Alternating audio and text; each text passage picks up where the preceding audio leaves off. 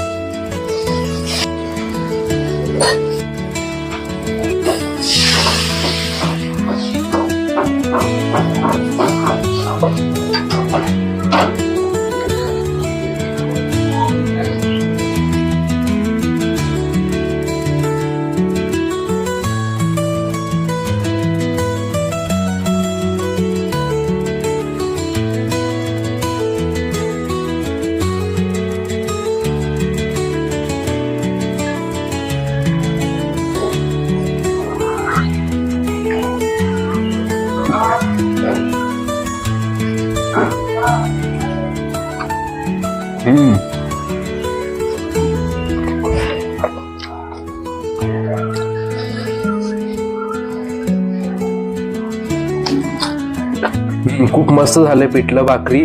महाराष्ट्रीयन पिठलं भाकरी एक नंबर टेस्ट आहे विथ ठेचा. आणि तुम्ही पण तुमच्या घरी ट्राय करून बघा. आणि आमचा व्हिडिओ आवडला असेल तर लाईक करा, शेअर करा, कमेंट करा. भेटूया असंच एक नवीन व्हिडिओमध्ये. थँक्यू आमचा व्हिडिओ पाहण्यासाठी.